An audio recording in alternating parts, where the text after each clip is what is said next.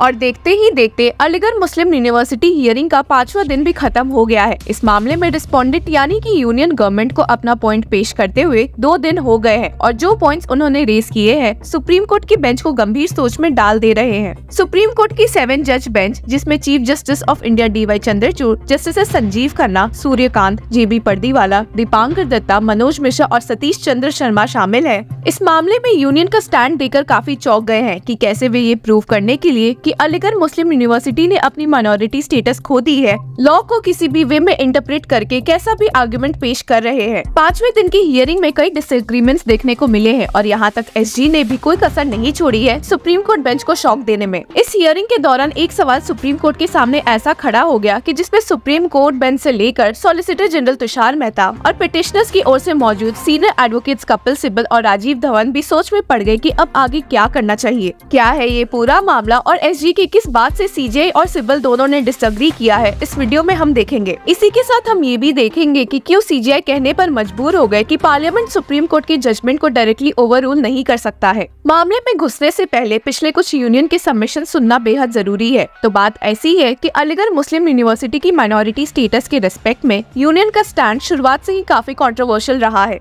और ये कंट्रोवर्सी और किसी ने नहीं बल्कि NDA की सरकार ने क्रिएट की है। तो बात ऐसी है कि अपने 2006 के ऑर्डर से जब इलाहाबाद हाई कोर्ट ने अलीगढ़ मुस्लिम यूनिवर्सिटी की माइनॉरिटी स्टेटस को रद्द कर दिया था, तब की UPA की सरकार जो सेंटर में मौजूद थी ने अलीगढ़ मुस्लिम यूनिवर्सिटी के साथ मिलकर इस ऑर्डर को सुप्रीम कोर्ट में चैलेंज किया था। और वहीं जब NDA की सरकार 2014 में पावर में आई तो उन्होंने इस केस में अपने फाइल पिटिशन को वापस ले लिया, ये बताते हुए कि union government Allahabad high court के फैसले से सहमत है। जहां सुप्रीम कोर्ट की बेंच के सामने मेन सवाल ये है कि कैसे article 30 subsection 1 of Indian constitution को इंटरप्रेट करना चाहिए, जिसके तहत एक माइनॉरिटी एजुकेशनल इंस्टीट्यूट एस्टैब्लिश और एडमिनिस्टर कर सकते हैं। वहीं यूनियन ने कोई मौका नहीं छोड़ा है ये दिखाने के लिए कि अलीगढ़ मुस्लिम यूनिवर्सिटी माइनॉरिटी स्टेटस मेंटेन नहीं कर सकती है। पिछले हियरिंग में तो अटॉर्नी जनरल R वेंकटरमणी ने यूनियन की ओर से मौजूद होकर आर्टिकल 30 को ही एक इनेबलिंग लेजिस्लेशन बोल के सुप्रीम कोर्ट बेंच को खामोश कर दिया था। इनेबलिंग प्रोविजन से मतलब ये है कि फंडामेंटल राइट में आने के बावजूद ये स्टेट के ऊपर होगा कि वे ये राइट इम्प्लीमेंट करते हैं या नहीं, जिसे सुप्रीम कोर्ट ने साफ ऐतराज जताया है।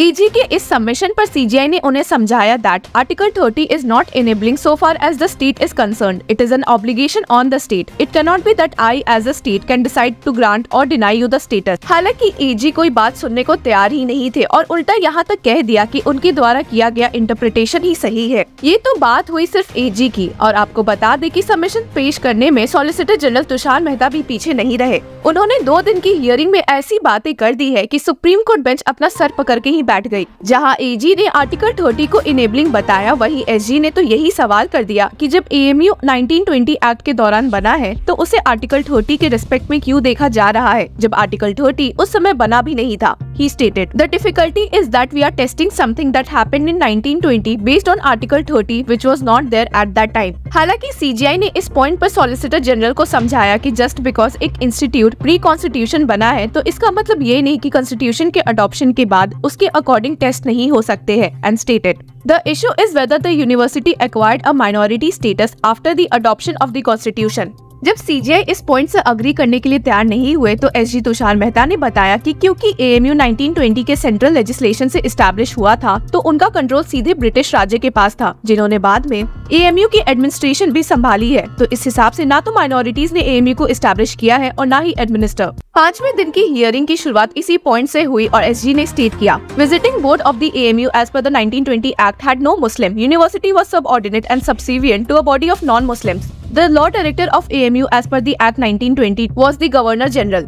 इस पर CGI ने SG के सबमिशन का जवाब देते हुए कहा, You can establish an institution of your choice, but there may be non-minority staff members. But that does not mean that the institution loses its minority status. इस पॉइंट पर supreme court bench ने पूछा कि अब तक कितने non Muslim Aligarh मुस्लिम university के vice chancellor रह चुके हैं, जिसका जवाब देते हुए SG मेहता ने कहा, mostly all were Muslims, but that is just incidental, 4 were non Muslims. You should not confine the benefit going to the students to only one community. हालांकि इसका पलट जवाब देते हुए CGI ने कहा, but the community has the choice to appoint its own head and a non minority can not be forced upon them. इस point से एसजी ने अग्री तो किया, पर उन्होंने फिर यही समझाया कि ऐसा नहीं हो सकता है कि बेनिफिट सिर्फ एक कम्युनिटी के स्टूडेंट को मिले। एसजी के इस सबमिशन पर जस्टिस खन्ना ने उनसे सवाल करते हुए पूछा, if by choice a minority institution agrees to abide by certain terms and conditions in order to establish and get degree etcetera, by choice if they do that will they lose the minority status? जिसका जवाब देते हुए SG Mehta ने कहा कि constitution के बाद ऐसा नहीं होगा, पर इस पे फिर से सवाल करते हुए जस्टिस खन्ना ने कहा कि जब कॉन्स्टिट्यूशन के बाद नहीं होगा तो उसके पहले भी क्यों हो रहा है। इधर एसजी मेहता ने बीएचयू का एग्जाम्पल देते हुए कहा, if the vice chancellors were appointed to be from Muslim community would it make it a minority institution? What example we are discussing is true, the reversal also has to be true.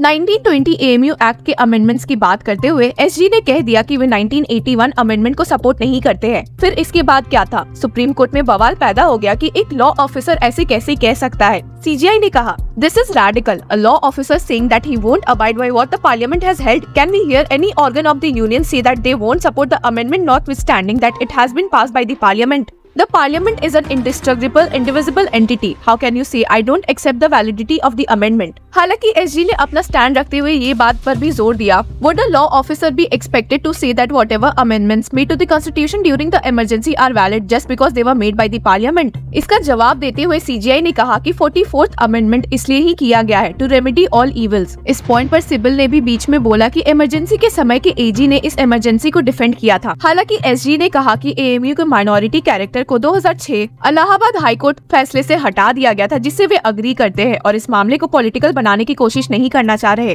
CGI ने कहा भी कि अगर parliament को कोई amendment invalid लग रहा है तो वे उसे अमेंड कर सकते हैं, पर इसी के साथ ही also added, Parliament can take away the basis of the judgment, but you cannot directly overrule a judgment of this court. The amendment only alters the definition of the term university, but would that take away the basis of the judgment in Aziz Basha? इस point पर supreme court bench सोचने पर मजबूर हो गई कि क्या उन्हें अजीज बाशा जजमेंट डिटेल में डिस्कस करना चाहिए या 1981 अमेंडमेंट, और आगे इन सब से कैसे निकला जाए कि एक नतीजे पर सुप्रीम कोर्ट बेंच पहुंच सके। एसजी के एडमिशन से कि यूनियन गवर्नमेंट 1981 अमेंडमेंट को सपोर्ट नहीं करती, पिटिशनर की ओर से मौजूद सीनियर एडवोकेट कपिल सिब्बल और राजीव धवन ने कहा कि वे 1981 अमेंडमेंट को वैलिड मानते हैं। जब एसजी ने सजेस्ट किया कि 1981 जजमेंट को बिना डिस्कस किए सुप्रीम कोर्ट बेंच एक फैसला सुनाए, तो सिब्बल ने उस पॉइंट पर एसजी को समझाया कि ऐसा नहीं हो सकता है and stated, what the chief justice has said is right. If you say that Basha was right, then the question of 81 amendment comes my lord. If Basha was wrong, 81 amendment need not to be discussed. Sibal ने आगे ये भी कहा कि supreme court को अभी के लिए सिर्फ ये देखना चाहिए कि अजीज बाशा जजमेंट सही है या नहीं, जिसपे सीजीआई ने सवाल करते हुए पूछा, if we say if Basha is wrong, then according to you the amendment also recognises what we feel is the correct position.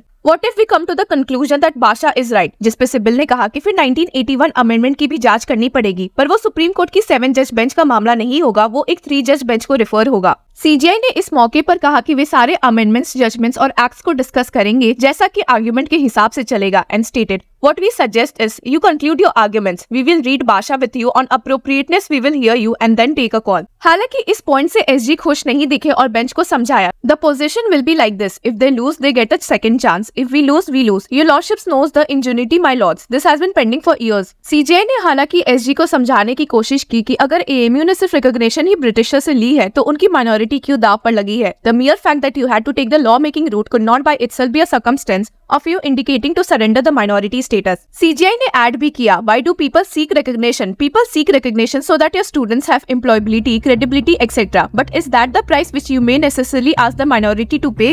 CGI ने ये भी कहा कि प्री कॉन्स्टिट्यूशन और पोस्ट कॉन्स्टिट्यूशन का डिफरेंस लाना भी नहीं चाहिए, क्योंकि यहाँ सरेंडर ऑफ राइट्स की बात हो रही है जिसका कोई मेंशन पोस्ट कॉन्स्टिट्यूशन में नहीं है and stated, We are now dealing with a post-constitutional assertion of rights of a minority who found its post-constitutional assertion on the basis of institutions founded in pre-constitution. If you take a view of legal positivism, the answer is very clear. हालांकि SG ने कहा, This would be paying a negative tribute to all those who chose, despite having an option, not to get into the law making with the British Parliament. और इसी के साथ 5वें दिन की हियरिंग समाप्त हुई। अब ये मामला नेक्स्ट 30 जनवरी को लिस्ट किया गया है। इस न्यूज के लीगल अपडेट से जुड़े रहने के लिए कीप फॉलोइंग लॉ चक्रा।